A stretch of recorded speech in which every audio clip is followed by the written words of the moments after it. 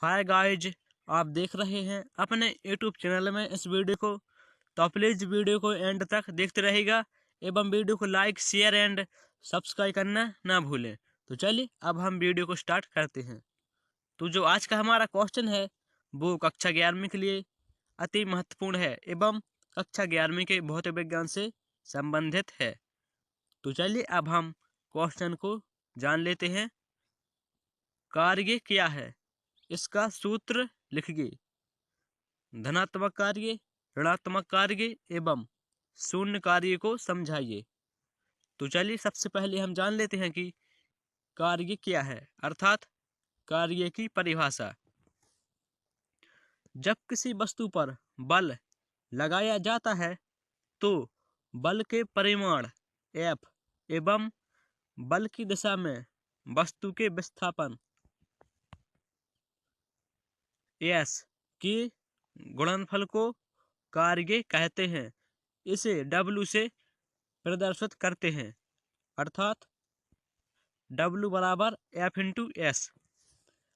यदि बल व विस्थापन की दिशाओं के बीच का कोण थीटा हो तब बल द्वारा किया गया कार्य W बराबर F into S into cos theta.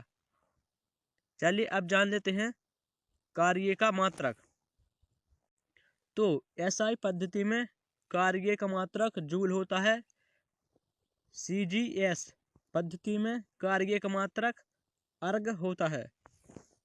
चलिए अब जान लेते हैं धनात्मक कार्य क्या है, अर्थात धनात्मक कार्य की परिभाषा।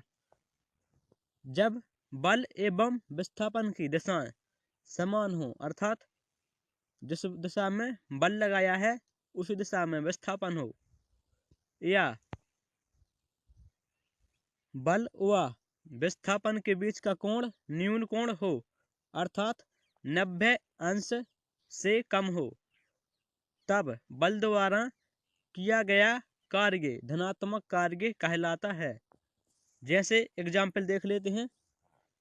जब कोई वस्तु नीचे की ओर गिरती है तो गुरुत्वीय बल द्वारा किया गया कार्य धनात्मक कार्य होता है, क्योंकि वस्तु को नीचे की ओर गिराया गया है और वस्तु नीचे की ओर गिरी है, अर्थात जिस दिशा में बल लगाया है उसी दिशा में वस्तु गिरी है, अर्थात वस्तु का विस्थापन हुआ है, अर्थात धनात्मक कार्य होगा। चलिए अब जान लेते हैं ऋणात्मक कार्य क्या है, अर्थात ऋणात्मक कार्य की परिभाषा।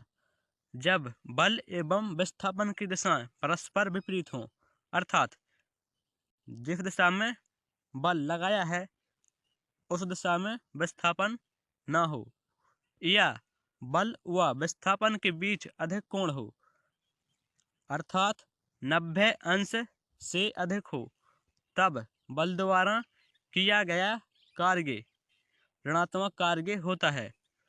जैसे एग्जाम्पल देख लेते हैं।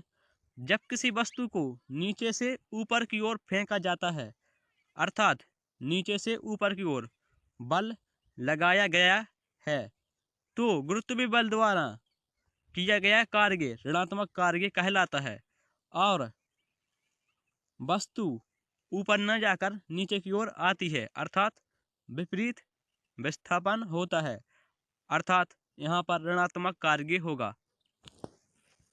चलिए अब जान लेते हैं कि शून्य कार्य क्या है, अर्थात शून्य कार्य की परिभाषा। जब बल एवं विस्थापन की दिशाएं परस्पर लंबवत हों या बल लगाने पर भी वस्तु में विस्थापन न हो तो बल द्वारा किया गया कार्य शून्य कार्य कहलाता है।